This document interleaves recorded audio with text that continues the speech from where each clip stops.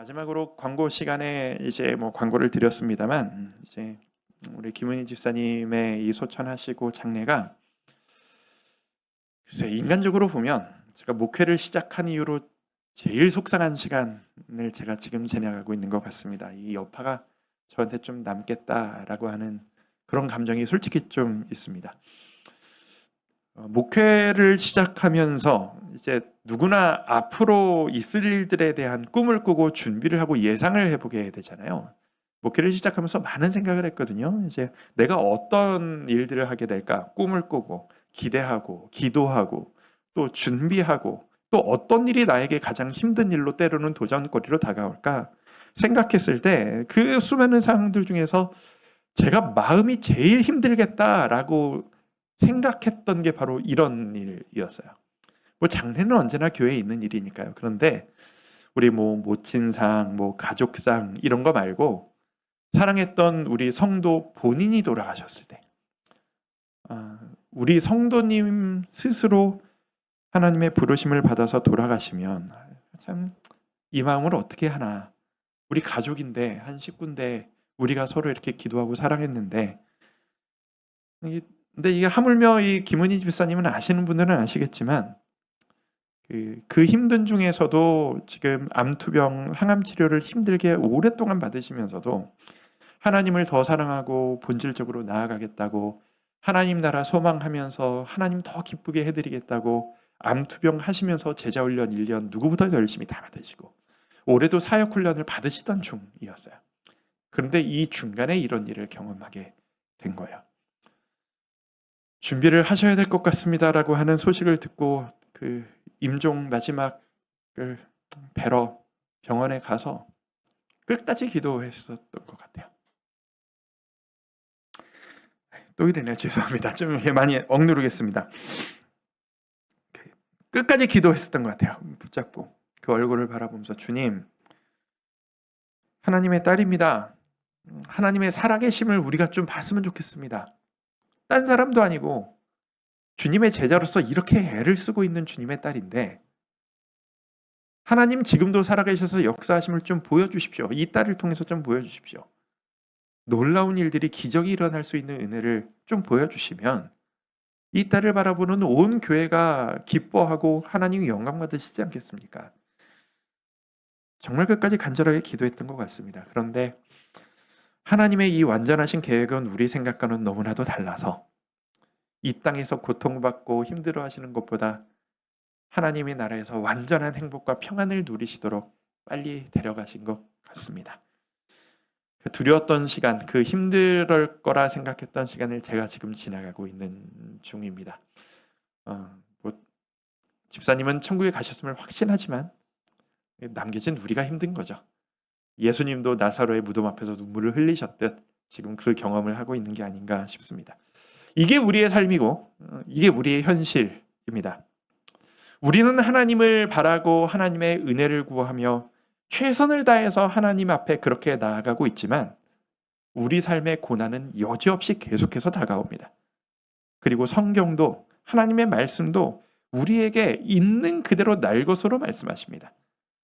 하나님을 열심히 믿고 하나님의 은혜를 받은 그 누구도 고난이 한 번에 다 사라지는 순간은 없었습니다.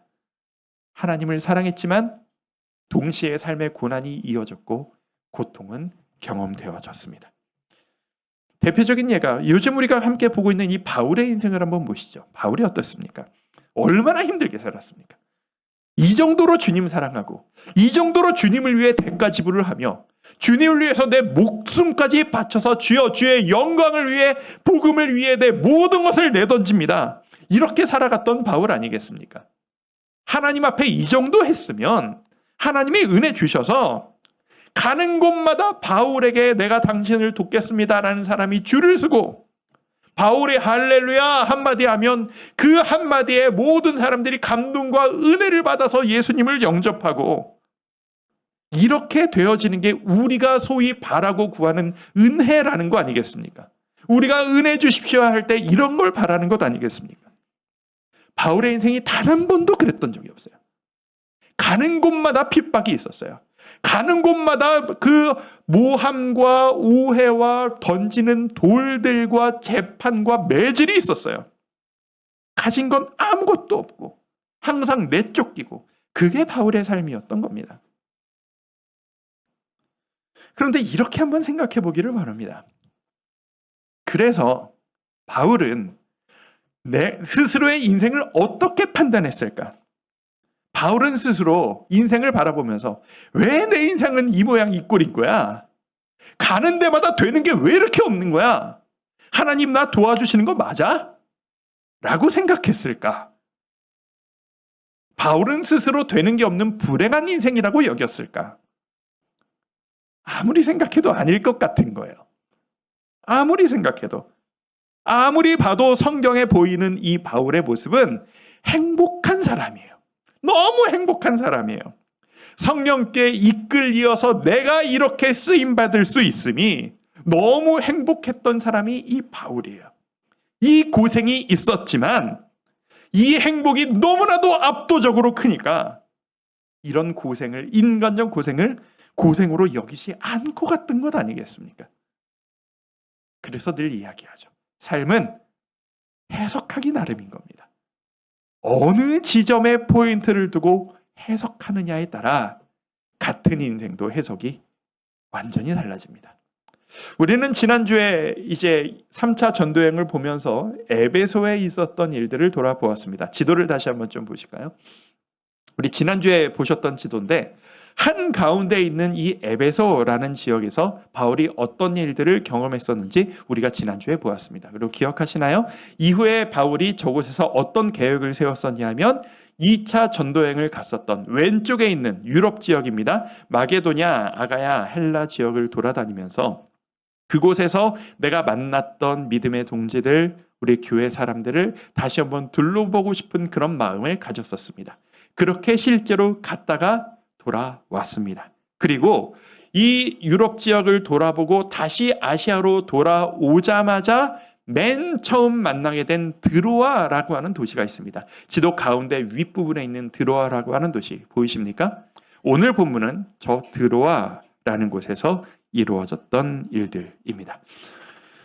드로아는 예전에 바울이 방문한 적이 없었던 처음 방문한 곳입니다. 처음으로 이 지역을 방문했고 이곳에서 일주일을 머물면서 바울이 그곳의 그리스도인들에게 복음을 전하고 함께 예배했었습니다. 20장 7절 말씀을 우리 한번 같이 읽어보도록 하겠습니다. 그 주간에 시작. 그 주간에 첫날에 우리가 떡을 떼려 하여 모였더니 바울이 이튿날 떠나고자. 이 말씀 좀 한동안 좀 띄워놔 주세요. 자, 이때가 언제였냐?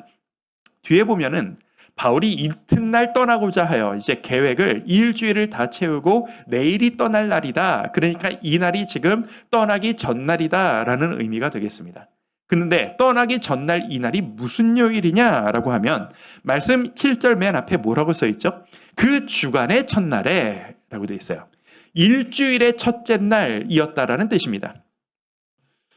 성경에 보면 유대인들에게 일주일의 맨 마지막 날이 무슨 날일까요?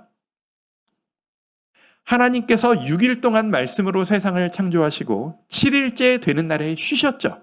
그 쉬셨던 날이 구약에 따르면 무슨 날이죠? 안식일입니다. 그리고 안식일은 오늘날 우리에게 토요일입니다. 그리고 예수님이 그 안식 후 첫날, 곧 일요일, 우리가 말하는 주일에 부활하셨죠. 그래서 일주일에 성경에 말하는 일주일의 마지막 날은 토요일이고요. 일주일의 첫날은 일요일 곧 주일입니다. 그래서 요즘에도 그 달력에 보면 일주일의 첫 요일이 일요일부터 주일부터 시작하는 이유가 바로 이런 전통이 이어오다가 정착이 된 겁니다. 그 주간의 첫날에 곧 지금 이 사람들은 주일에 모인 겁니다. 초대교회 성도들은 율법을 떠나서 이제 유대교의 전통을 떠나서 우리가 예수님을 믿는다라는 마음으로 안식일이 아닌 예수님이 부활하신 주일날에 모여서 예배를 드리는 그 습관이 정착되고 있었던 교회 초기입니다. 초대교회 초기예요. 그때 모여서 뭘 하려고 모였다고요? 보시면 떡을 떼려 하여 모였다라고 적혀져 있습니다. 떡을 뗐다. 뭐가 생각나세요? 성찬입니다. 성찬. 모여서 그리스도인들이 이것은 내 살이다, 이것은 내 피다 라고 하면서 나눠졌던 성찬. 그런데 여기에서의 성찬은 떡을 때려는 성찬의 의미 플러스 오늘날 우리가 얘기하는 애찬식의 의미까지 포함되어져 있다라고 보시면 되겠습니다. 오늘날 우리는 성찬식을 식사가 아니라 그냥 예수님의 살과 피를 기념하여 한 조각 먹는 것으로 끝내죠. 그게 성찬식이라고 부르는 오늘날 우리의 그 형식이고요. 애찬식이라고 부를 때 예수님의 살과 피를 기념하면서 그것을 식사로 연결합니다. 밥을 먹고 교제하는 것까지 나아가는 게 우리가 애찬식이라고 부르는 형식입니다.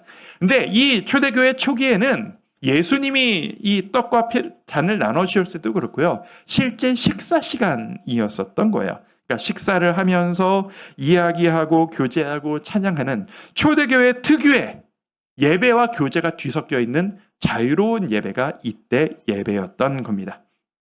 이 당시에는 안식일이 아닌 일요일, 곧 주일은 쉬는 날이 아니었습니다. 평일입니다. 그러니까 일했던 날입니다. 그랬기 때문에 이 그리스도인들이 모일 때 하루 종일 일과를 마치고 예배를 했어야 했기 때문에 예배는 저녁에 이루어졌습니다. 저녁 식사 때. 그런데 그래서 이 저녁에 시작된 이 예배가 끝나지를 않는 거예요. 끝나지를 않는 거예요. 7절을 제가 한 부분 읽어드릴게요. 이런 표현이 있습니다. 바울이 그들에게 강론할세, 설교를 한다는 얘기죠. 강론할세, 말을 밤중까지 계속하며 보통 가정에서 모여서 예배를 드리면 돌아가면서 이야기하고 몇 시간 저녁 식사까지 한 두세 시간이면 끝날 이 예배가 끝이 안 나는 겁니다. 성도들이 바울을 붙잡는 거예요. 선생님, 내일이면 가시잖아요. 한마디라도 더 가르쳐주고 가세요. 바울을 붙잡고 바울도 열과 성이 넘쳐서 계속 말씀을 전하는 겁니다. 그 예배가 어디까지 이어졌느냐? 11절. 오랫동안 곧 언제까지? 날이 새기까지. 말 그대로 철야 예배를 드린 겁니다. 밤을 새서 예배를 드리고 한마디로 설교가 너무 길었어요. 너무 긴 예배를 드린 겁니다. 거기에서 사건이 터져버리게 됩니다. 우리 9절 말씀을 함께 읽어보도록 하겠습니다. 유도구가 시작. 유도구라는 청년이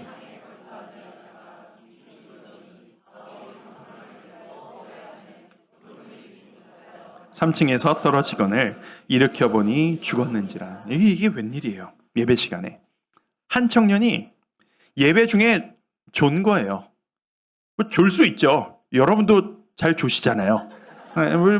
그럴 수 있는 일입니다. 근데 문제는 여러분은 편안한 의자에 앉아 계시지만 이 청년은 사람이 너무 많아가지고 창문을 다 열고 그 창문에 앉아 있다가 하필이면 이 모인 곳이 3층이었던 거예요. 3층에 앉아 있다가 앞으로 떨어지면 괜찮은데 뒤로 떨어져 버린 거예요. 그래서 건물 밖으로 3층 밖으로 바닥으로 떨어져 버린 겁니다. 떨어져서 즉사를 해버린 거예요. 그게 죽은 게 아니고 그냥 죽을 뻔했다는 거 아닐까? 그런 말씀을 하시는 분들이 자료를 찾아보니까 있더라고요. 학자들 중에. 아닌 거예요. 이 사도행전을 쓴 사람이 누굴까요? 누가입니다. 누가의 직업이 뭐였을까요? 의사입니다. 의사가 문학적으로 그런 식으로 썼을까요? 저는 그렇게 생각하지 않았습니다. 진짜로 죽어버린 겁니다. 예배 분위기가 어땠을까요? 난리가 났을 겁니다. 수많은 사람들이 막 소리를 지르면서 막 너무 복잡한 분위기가 이루어지지 않았겠습니까? 어떻게 예배 시간에 이런 일이 일어날 수 있냐? 요즘으로 치면 이런 식의 얘기가 막 오가지 않았을까요? 이 예배가 하나님 앞에 바른 영적 예배라면, 하나님이 임재하시는 예배라면 어떻게 이런 일이 일어나냐? 우리가 영적으로 잘못된 것 아니냐? 이런 얘기로부터 시작해서 이게 뭔가 잘못된 거다. 이거 누구 책임이냐? 앞에서 인도하는 분이 잘못된 거냐? 우리가 잘못된 거냐? 저 청년이 잘못된 거냐? 이 집 주인 잘못이냐? 수많은 억측, 수많은 자기 주장, 이건 누구 책임이냐? 등등등 너무 많은 얘기가 오갔지 않았겠습니까? 바울이 그들을 잠잠히 시킵니다. 10절 말씀을 제가 읽어드립니다. 바울이 내려가서 그 3층에서 유두구가 떨어진 곳에 내려가는 거예요. 그 위에 엎드려 그 유두구의 그 죽은 몸 위에 엎드렸다는 얘기입니다. 그 몸을 안고 말하되 떠들지 말라. 떠들지 말라. 이상한 소리 하지 말라. 생명이 그에게 있다. 그리고 바울이 이 유두구를 하나님의 은혜로 살아나게 합니다. 이게 오늘의 본문 내용입니다. 아시는 분들은 잘 아실 만한 유명한 이야기입니다. 유두계의 말씀을 하필이면 우리 교회에 이런 일이 일어나고 있는 이 타이밍에 묵상하게 되면서 질문할 수밖에 없었습니다. 유두계에게 왜 이런 일이 생길 걸까? 그리고 성경은 이 바울이 복음을 전하고 놀라운 성령의 역사가 일어나는 계속 그 스토리가 이어지고 있는 이 와중 이 한가운데에 이 유두고의 죽음 이야기를 왜 굳이 집어넣은 것일까? 유두고가 그렇게 불성실한 예배자였던 것일까? 예배를 잘못 드리면 큰일 난다, 벌 받는다라는 얘기를 하고 싶었던 것일까? 저는 이 시간 유두고를 위한 변호를 제가 한번 해보고 싶습니다.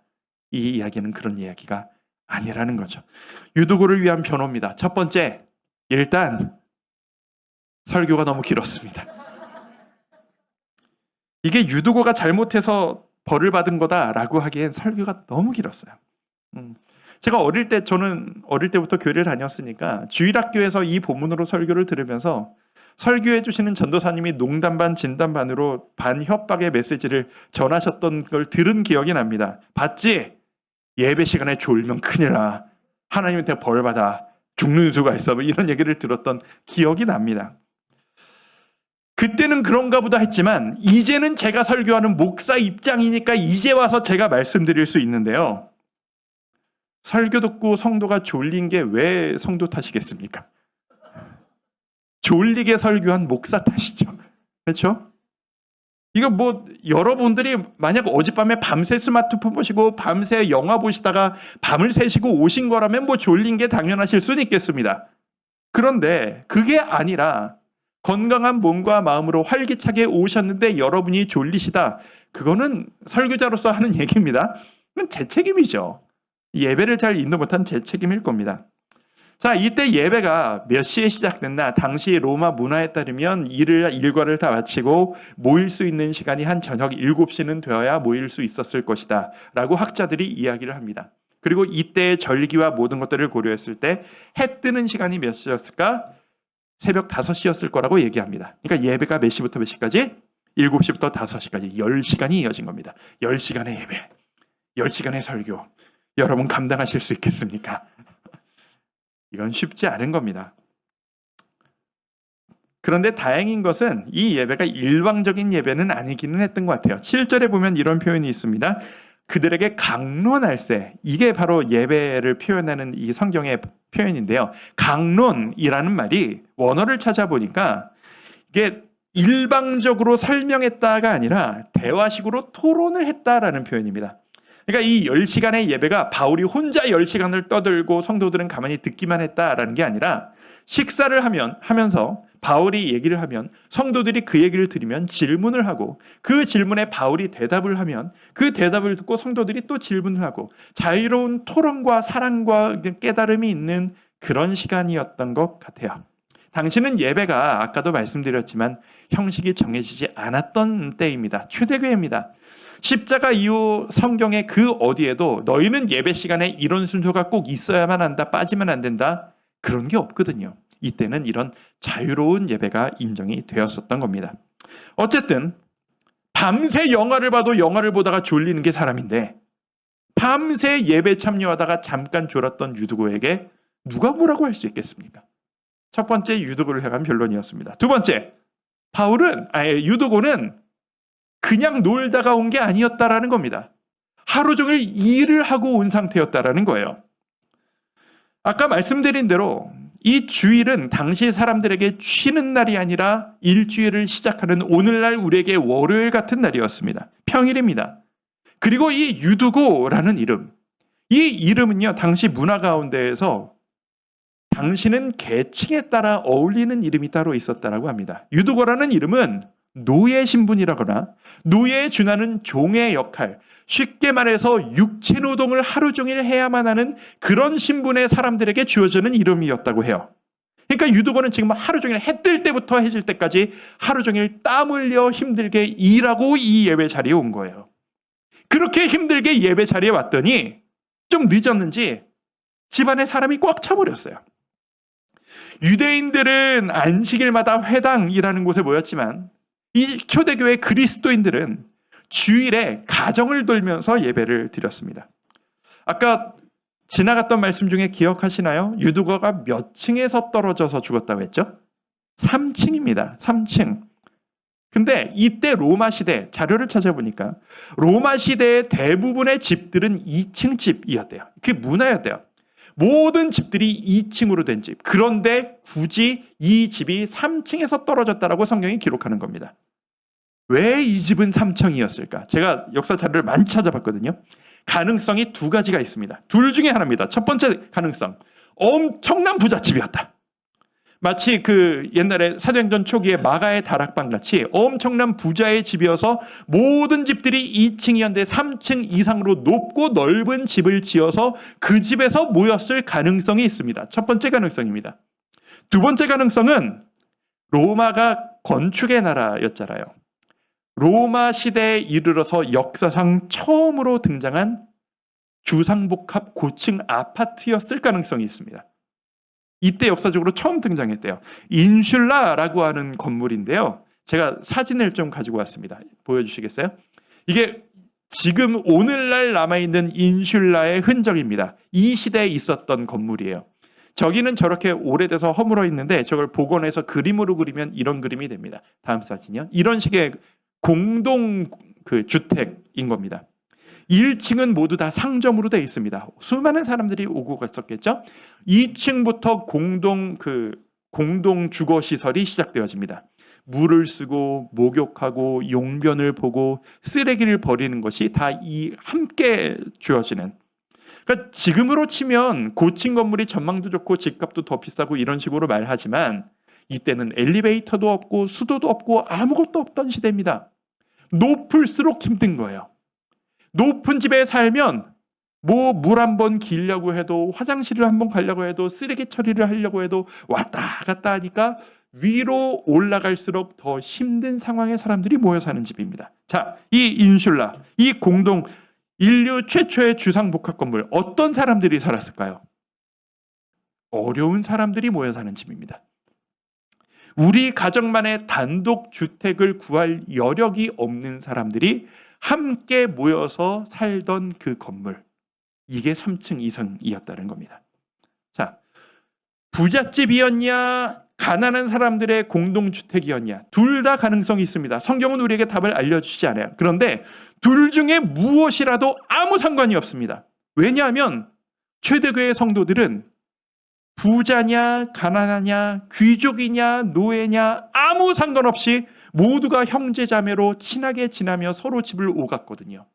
이 집이었을 수도 있고 저 집이었을 수도 있는 겁니다. 유두구가 이 3층을 찾아온 겁니다. 자리가 없는 거예요. 꽉 찬 거예요. 사람이 너무 많으니 앞에서 말하는 바울이 보이지가 않았을 겁니다. 그래서 아까 그림에 보시면 창들이 벽에 쫙 있잖아요. 시야를 확보할 수 있도록 그 턱 높은 곳 그 창틀에 올라가 앉았을 것이다 라는 거죠. 하루 종일 일했죠. 노곤하죠. 피곤하죠. 모임은 길어지죠. 그러다가 졸았을 것이다 라는 겁니다. 세 번째입니다. 이게 결정적입니다. 유두고를 위해서 변호. 좁은 공간에 사람이 너무 많았습니다. 그리고 등불이 있었습니다. 아무리 넓은 집이었다 할지라도 한 가정이 사는 넓이였을 겁니다. 이 넓이의 집에 너무 많은 사람이 모였습니다. 여러분, 우리도 생각해보죠. 이 넓은 예배당에 여러분 이 환풍시설 에어컨 없이 우리가 모여있다고 상상을 해보세요. 상상만 해도 끔찍하죠. 이 날씨에. 그 당시에 환풍시설이 없던 시절에 그 수많은 사람이 앉을 자리가 없도록 꽉 차 앉아 있으면 그 안에 공기가 어떻겠어요? 이산화탄소 밀도가 높아지겠죠. 엄청나게 탁하고 답답했을 겁니다. 게다가 하나 더, 이것 때문이었어 라고 성경이 이야기하듯이 굳이 이 표현을 합니다. 이렇게 해주시네요. 8절에 보면 무슨 건물이 있냐, 무슨 설명이 있냐, 같이 한번 읽어볼까요? 시작. 우리가 모인 윗다락에 등불을 많이 켰는데, 등불이요, 이거요, 밤입니다.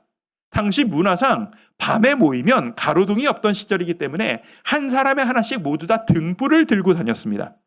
모든 사람들이 등불을 들고 와서 이것을 다락에 모였다라고 하는 것은 이제 머리맡 위에다가 그 등불을 쫙 모아놓고 불을 켜서 이 집안을 밝혀놨다라는 이야기입니다.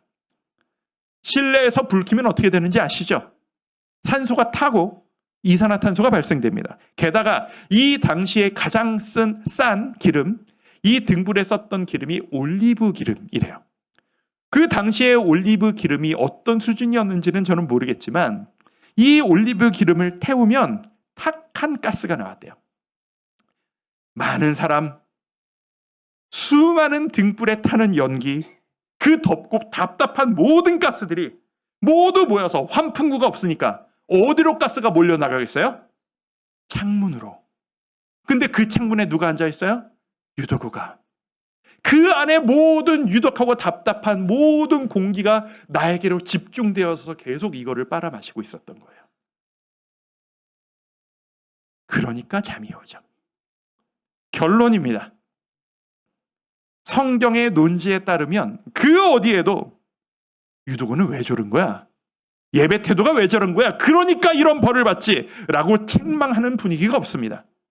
오히려 이 유두고는 그 피곤한 몸을 이끌고 너무 졸려도 불구하고 중간에 집으로 돌아가지 않고 끝까지 은혜를 사모하며 예배의 자리를 지키려고 애썼던 청년, 그게 바로 유두고였던 겁니다. 그래서 오늘 본문이 더 안타깝습니다. 이렇게 예배를 사모했던 청년이 왜 죽었어야 했을까? 우리의 삶에는 이렇게 아름다운 인생들이 왜 이렇게 고난을 받는 일들이 일어날까? 요즘 제가 겪고 있는, 우리 교회가 겪고 있는 이런 일들, 본문을 제가 먼저 정했으니까요. 하필 이때 이런 일을 경험하게 되면서 하나님께 계속 여쭙게 되었습니다. 하나님, 유두고에게 왜 이런 과정을 허락하셨을까요? 그리고 성경에 왜 이런 기록을 굳이 써놓으신 걸까요? 그리고 이런 슬픔을 경험하고 있는 저에게 왜 이 말씀을 주신 걸까요? 하나님을 향한 의문은 말씀으로만 풀려집니다. 2절 말씀의 두 단어를 한번 찾아보기를 원합니다. 9절에 보면 이런 단어가 있습니다. 함께 한번 읽어보실까요? 시작. 졸음을 이기지 못하여 3층에서 떨어지거늘 일으켜 보니 죽었는지. 자, 떨어졌다라고 하는 죽음의 원인이 됐던 결정적인 단어를 제가 빨간색으로 칠해 드렸습니다. 그리고 그 다음 절 10절에 보면 이런 표현도 있습니다. 읽습니다. 시작. 바울이 내려가서 그 위에 엎드려 그 몸을 안고 말하되 떠들지 말라, 생명이 그에게 있다. 자, 두 결정적인 단어입니다. 떨어지거늘, 그리고 그 위에 엎드려. 원어를 찾아봤더니 신기한 걸 발견했습니다. 이 두 단어의 원어가 같은 단어예요. 저 가지고 왔어요. 보여주시겠어요? 헬라어 처음 보시는 분 계시죠? 위의 단어가 핍토라는 단어입니다. 헬라어로 떨어지다, 추락하다라는 뜻입니다. 그런데 이 추락하다라는 단어에 접두사, 에피, 위에라는 뜻입니다. 그래서 접두사를 붙여서 에피핍토라고 하면 이 단어의 뜻이 덮어주다라는 뜻이 됩니다. 핍토, 떨어지는 인생. 이건 의도적인 표현입니다. 핍토, 에피핍토. 은혜를 사모하고 예배를 사모했던 인생에게도 이런 핍토, 추락하는 일들이 일어난다라는 거예요. 성경은 우리에게 적나라하게 가리지 않고 보여주십니다. 너희의 인생에 이런 핍토, 추락 같은 일들을 너희가 경험하는 때가 있을 거야. 하지만 내가 그런 추락했던 너희 위에 에피핍토, 내가 너희와 함께 떨어져서 너희를 덮어주고 가려주고, 우리는 이 고통의 끝에 죽음을 생각하고 두려움을 갖지만 에피피프토, 이 마음으로 예수님께서 이 땅으로 떨어져 내려오셔서 죽음으로 가야 했던 우리 대신 죽음을 대신 당하시고 그 은혜로 우리를 덮어주시는 은혜, 이게 에피피프토입니다. 우리는 이런 식으로 기도합니다. 주님, 제 인생이 지금 추락하고 있습니다. 하나님의 은혜로 추락했던 제가 역전해서 날개를 달고 날아오르게 해주시옵소서. 이게 우리의 기도잖아요. 이게 우리의 소망이잖아요. 근데 하나님은 그런 식으로 일하지 않으시는 거예요. 추락해서 떨어져 버린 인생, 주님이 내가 너의 위에 함께 올라가 너를 덮어주마. 20장 10절입니다. 바울이 내려가서 그 위에 엎드려 에피피부터 그 몸을 안고 말하되 덮은 것으로도 모자라 추락해버린, 망가져버린, 죽어버린 그 인생을 안아주시고 붙들어주시고 이 망해버린, 추락해버린 인생을 가지고 왈가왈부하는 수많은 사람들을 향해서 떠들지 말아라. 아무도 이 사람을 판단하지 말아라. 내 인생이 왜 이래? 하나님 나한테 왜 그러시는 거야? 하나님 살아계시다면 어떻게 나에게 이럴 수가 있어? 이런 소리를 하는 사람들에게 떠들지 말라. 왜요? 아직 생명이 그 속에 있음을 내가 안다. 너는 추락했다라고, 너는 망했다라고, 너는 끝났다라고 생각하지만 아니다. 네 속에 영원한 생명이 있다는 것을 내가 안다. 안아주시는 주님. 우리 인생이 바로 이 중간 타이밍을 살아가는 것처럼 느껴질 때가 있습니다. 추락을 했는데 바울이 따라 내려와서 덮어주기까지 그 중간 단계. 얼마나 고통스러운 중간의 시간입니까? 여러분들 중에 지금 내가 추락한 인생 같다, 나는 지금 망한 인생이라 느껴진다 생각하시는 분 계십니까? 여러분은 망한 것이 아니라 이 피프토와 에피피프토 사이의 이 중간 지점을 지나가고 계신 것일지도 모르시겠습니다. 아직 아무것도 끝나지 않았습니다. 죽었다 할지라도 그것도 결론이 아니었습니다. 주님이 끝이다 해야 끝이 나는 겁니다. 이게 우리의 하나님이십니다. 사도행전은 바울의 행적과 함께 끊임없이 복음이 전해지는 곳에, 성령의 은혜가 있는 곳에 놀라운 역사가 있음을 계속 반복 강조합니다. 그 성령의 역사가 이 에피피프토의 역사인 것이죠. 여러분 스스로 인생을 너무 단정짓지 않으셨으면 좋겠습니다. 주님이 여러분을 향해 내려오고 계십니다. 여러분의 삶을 덮어주시는 은혜를 주시려고 내려오고 계십니다. 그리고 그 모습을 드로아의 모든 성도들이 보았습니다. 그래서 이 이야기를 성경 본문이 어떻게 마무리하느냐? 12절 말씀입니다. 같이 한번 읽어보실까요? 시작. 사람들이 살아난 청년을 데리고 가서 적지 않게 위로를 받았더라. 아니, 죽었다가 살아났으면 어떻게 얘기가 끝나야 어울려요? 죽었다 살아났으니 그 청년이 기뻐하고 모두 다 기뻐했더라, 기적을 놀라워했더라, 이렇게 해야 뭔가 어울리는 마무리 아니에요? 근데 왜 이런 식으로 마무리를 하죠? 그 청년을 보고 적지 않은 위로를 받았더라. 이 에피피프토의 은혜를 알았다라는 거예요. 나도 앞으로 떨어질 때가 있을 수 있겠으나, 나도 지금 저런 인생이라고 느껴지겠으나, 저 유두고를 살리신 주님, 나도 살리시겠구나. 이건 육신의 문제를 떠나 우리에게는 영적인 문제로 나를 포기하지 않으시고 내 영을 살려내시겠구나. 이게 우리에게도 위로가 되기를 바랍니다. 성도 여러분, 여러분들에게도 위로가 되실 수 있기를 바랍니다. 이 모든 일들을 바울이 이 유두고를 살려낸 이후에 어떤 일을 했느냐? 11절 다시 올라가요. 살려가지고 유두고를 붙잡고 다시 올라갑니다. 그리고 떡을 떼어 먹고 성찬을 또 마칩니다. 그리고 오랫동안 날이 새기까지 이야기하고, 무슨 이야기를? 성경 이야기를. 자, 바울은 유도고를 살린 이후에 유도고의 상황을 생각해 보세요. 성찬을 통해 예수님의 피와 살의 상징이 내 몸 안으로 들어왔어요. 성령님의 은혜가 내 몸을 완전히 덮었어요. 그리고 내 입에 하나님의 말씀이 오갔어요. 거기에 하나님의 영광이 임하는 겁니다. 우리도 이 영광 함께 누리기를 소망합니다. 이 하나님이 우리의 하나님이시고 이 역사는 우리에게도 일어나리라 믿습니다.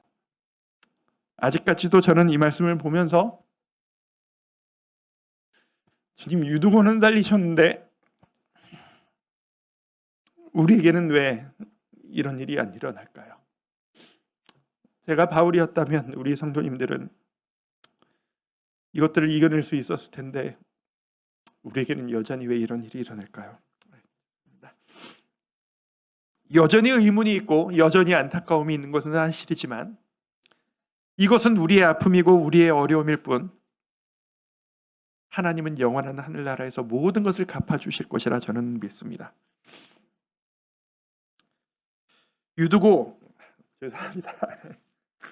이게 저한테 좀 오래 갈 것 같아요. 이 생치기가. 죄송합니다. 자, 하려고 했던 마무리합니다. 유두고. 아까 바울도 그랬었다고 말씀드렸죠. 바울 행복했을 거라고. 유두고의 이름의 뜻이 뭘까요?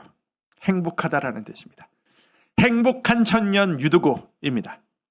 행복한 자가 왜 죽습니까? 행복한 자에게 왜 고난이 임합니까? 그래서 인생은 해석하기 나름인 겁니다. 어느 시점을 중심으로 해석하느냐. 일하고 왔더니 예배 자리 하나 없어. 내 일, 내 맘대로 되는 게 아무것도 없어. 그 기점을 중심으로 해석할 것이냐. 예배 드렸는데 떨어져 죽었어. 그 기점을 중심으로 해석할 것이냐.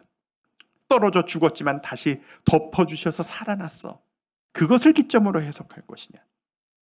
죽은 게 문제가 아니고 추락해 죽어버렸던 인생을 하나님이 안아주시고 덮어주시고 이끌어주셔서 살려주셨기 때문에, 그리고 그렇게 될 것이라 믿기 때문에 행복한 겁니다. 이 행복이 우리에게 있었으면 좋겠습니다. 모든 정황을 뛰어넘는 은혜와 행복이 우리 주와 함께 교회 모든 성도님들에게 가득하게 임하시기를, 그리고 추락을 경험하신 성도님들에게 주님의 한없는 위로가 체험되시기를 주님의 이름으로 축복합니다. 오늘 이 찬양하면서 마무리하고 싶습니다. 추락한 인생 같습니다. 유두고가 내 이야기 같습니다 라고 생각하시는 분이 있다면 이 찬양하시면서 괴로울 때 주님의 얼굴을 보라. 괴롭지만 나는 나를 덮어주실 주님의 은혜를 생각하며 주님의 얼굴 바라보며 다시 일어서겠습니다 라는 마음으로 우리 힘차게 이 찬양하며 나아가길 원합니다. 괴로울 때 주님의 얼굴 보라. 괴로울 때 주님의 얼굴 보라. 평화의 주님 바라보아라. 세상에서 시달린 친구들아, 위로의 주님 바라보아라. 눈을 들어 주를 보라. 눈을 들어 주를 보라. 내 모든 염려 주께 맡겨라. 슬플 때에 주님의 얼굴 보라. 사랑의 주님 안식 주리라. 내 마음 연약할 때 여러분 지금 뭘 해야 될 때이십니까? 능력의 주님 바라보아라. 주의 이름 부르는 주의 이름 부르는 모든 자는 힘주시고 늘 지켜주시니 마음 다해 눈을 들어 눈을 들어 주를 보라. 주님 여전히 함께 계십니다. 내 모든 염려 주께 맡겨라. 슬플 때에 주님의 얼굴 보라. 사랑의 주님 안식 주리라. 주를 보라. 눈을 들어 주를 보라. 내 모든 염려 주께 맡겨라. 슬플 때에 주님의 얼굴 보라. 변함없는 사랑의 주님, 우리 이 어려움을 믿음으로 이겨냅니다. 나는 믿네. 주의 능력으로 내 삶 새롭게 되리. 나는 믿네. 주의 능력으로 담대히 나가리라. 주와 함께 싸워 승리하리라. 날마다 믿음으로 나 살아가리. 내게 허락하신 시련을 통해 시련을 통해 나의 믿음 더욱 강하게 자라나고. 고난 중에 계신 성도님들 계십니까?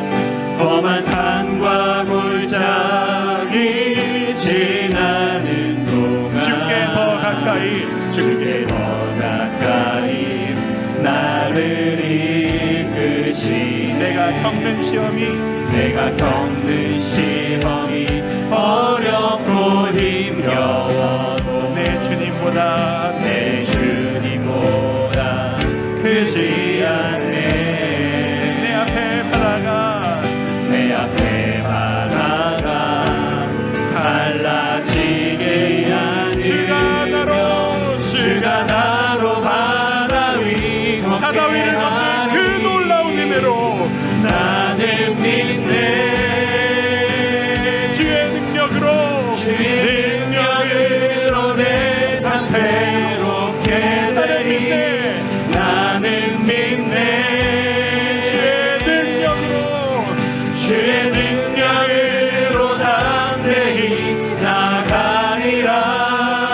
주와 함께 싸워 승리하리라.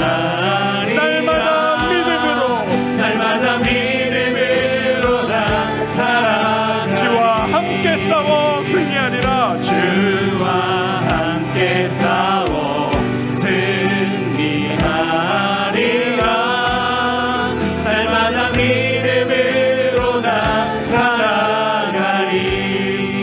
우리 한번 기도합시다. 주님, 내 인생이 추락해버린 것처럼 느껴질 때가 있습니다. 그런데 그게 끝이 아니라 하시니, 그런 나를 덮어주겠다 하시니 얼마나 감사한지요. 하나님, 주님 안에서 어떤 것도 결론 나지 않았음을 다시 한번 확인합니다. 주님께서 나를 끝까지 책임져 주실 것임을 기억합니다. 주여, 내 인생 덮어주시고 안아주시고 일으켜주시고 생명을 되찾게 하여 주시옵소서. 우리 같이 한번 마음 모아 기도하겠습니다. 기도합니다. 아버지 하나님, 우리 주의 자녀들에게, 주의 성도들에게 하나님의 은혜가 임하기를 소망합니다. 때로는 추락해버린 것 같은 인생이라고 느껴질 때가 있습니다.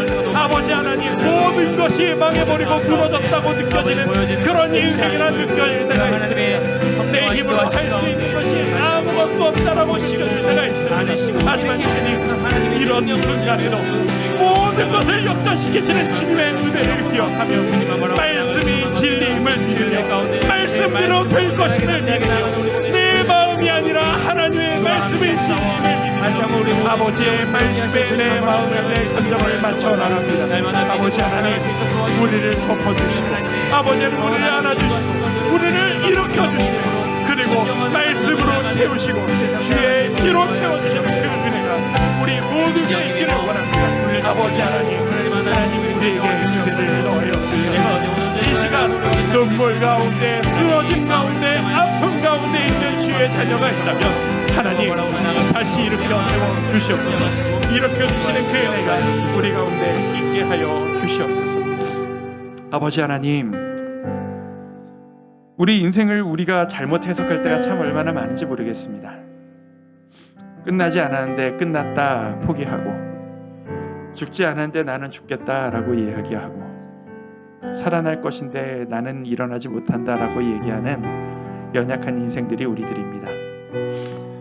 유두보처럼 떨어져 버렸다고, 추락했다고 느껴질 때가 있습니다. 그리고 앞으로도 그런 일들은 계속 우리에게 일어날 것입니다. 그럴 때마다 유두보를 덮어 살리셨던 하나님의 은혜를 기억하며 우리가 다시 한번 일어설 수 있기를 원합니다. 인생은 해석하기 나름인데, 우리가 우리의 고통, 나의 능력, 내 경험에 맞추어서 내 모든 것들을 해석하는 것이 아니라 아버지의 말씀의 관점으로, 하나님이 나와 영원히 함께 계신다는 그것을 관점으로 내 인생을 해석할 때 내 인생은 행복한 인생으로 변화해질 것이라 믿습니다. 이 시간도 나의 추락을, 나의 아픔을, 나의 어려움을 생각하며 유두보의 인생이 내 인생 같네 라고 생각하시는 주의 자녀가 있다면 하나님 그 마음 어루만져 주시옵소서. 그 마음 덮어 주시옵소서. 안아주시고 일으켜 주시옵소서. 그 은혜를 맛보는 영육 간의 회복을 경험하는 우리 모두가 되게 하여 주시옵소서. 예수님의 이름으로 감사하며 기도드립니다. 아멘. 우리 찬송가 370장입니다. 주 안에 있는 나에게 딴 근심이 있으랴. 우리 한번 찬양할까요?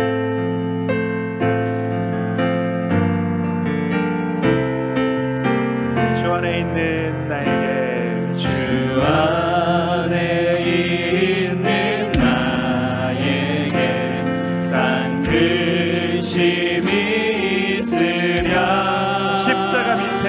십자가 밑에 내 무거운 내 짐을 풀었네. 주님을 찬송하면서 주님을 찬송하면서 할렐루야 할렐루야 할렐루야.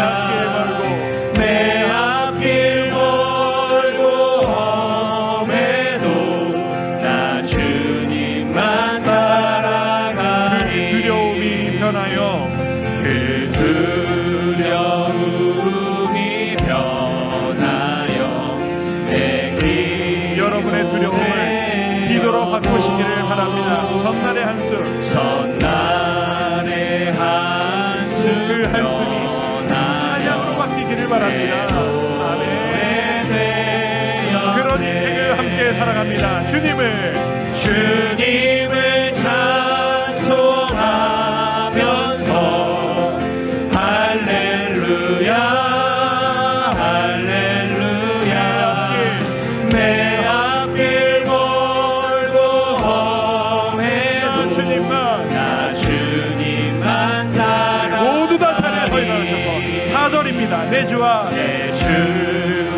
맺은 언약은 영불변하시니. 그 나라 가기까지는 그 나라 가기까지 늘 보호하시는 보호하시니. 주님을 의지합니다. 주님을 찬송하면서 할렐루야. 주님을 할렐루야 어떤 상황에도 주님을 찬양합니다. 내 앞길 멀고 험해도 나 주님만 따라가니. 주님을 찬송하면서 주님을 찬송하면서 그 어떤 상황에도 할렐루야 할렐루야. 내 앞길 멀고 험해도 의지적으로 나 주님만 따라가리. 함께 기도합니다. 지금은 우리를 구원하신 예수 그리스도의 은혜와 하나님 아버지의 담없는 사랑과 성령 하나님의 감동 감화 교통하심의 역사가 내가 때로는 추락했다고 느끼지만 나를 덮어주시고 세워주실 주님을 의지하며 주여 주님만 의지하며 다시 일어서기를 원합니다. 갈망하고 간구하는 모든 주의 자녀들 머리 위에 지금부터 영원토록 함께 계시기를 간절히 축원하옵나이다. 아멘.